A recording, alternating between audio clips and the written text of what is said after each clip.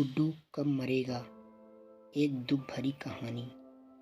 एक दिन ठेले पर भार अधिक होने के कारण रामू उसे ठीक से संभाल नहीं पाया और तेज गति से आती ट्रक से भिड़ गया। अगले ही पल उसकी मौत हो गई और उसके पीछे रह गई उसकी पत्नी जानकी और दो छोटे छोटे बच्चे गुड्डी और गुड्डू। एक तरफ रामू का अंतिम संस्कार किया जा रहा था और दूसरी तरफ उसके बच्चे बिलख रहे थे।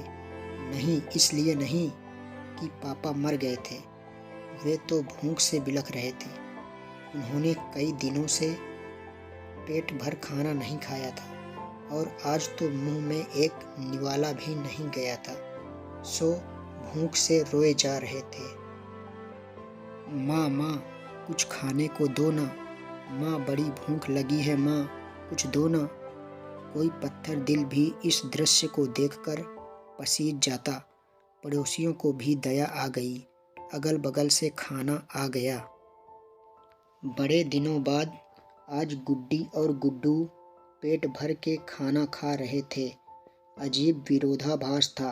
एक तरफ लोग रामू की मौत पर दुख व्यक्त कर रहे थे, वहीं दूसरी तरफ उसके अपने बच्चे बड़े चाव से भोजन कर रहे थे।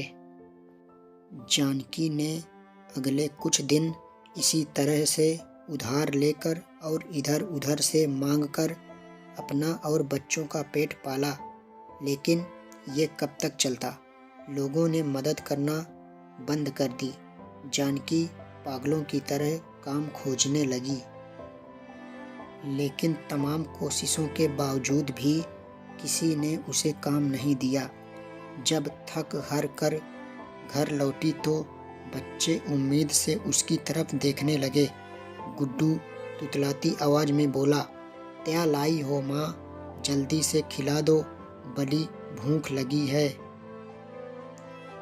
माँ रो पड़ी और बच्चे समझ गए कि माँ के पास कुछ भी नहीं है।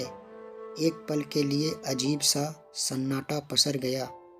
फिर गुड्डी बोली, माँ ये गुड्डू कब मरेगा, पागल हो गई है, ऐसा क्यों बोल रही है। माँ ने डांटते हुए बोला, माँ जब पापा मरे थे तो उस दिन हम लोगों को पेट भर खाना मिला था, गुड्डू मरेगा तो फिर खाना आएगा ना। गुड्डी की बातें सुनकर माँ की आंखें फटी की फटी रह गईं। उसके पास गुड्डी की बात का कोई जवाब ना था। दोस्तों, ये सिर्फ एक कहानी नहीं है, ये दुनिया के करोड़ों लोगों की हकीकत है। इस पर गौर कीजिए। जिस खाने को हम थाली में ऐसे ही छोड़ देते हैं, उसकी कीमत को समझिए। बचपन से हमें अन्न का आदर करना सिखाया जाता है, लेकिन चूंकि हमने कभी असल भूख नहीं देखी होती, इसलिए हम उसका आदर करना नहीं सीखते। एक दिन, बस एक दिन भूखा रहकर देखिए और आप करोड़ों लोगों का दर्द समझ जाएंगे।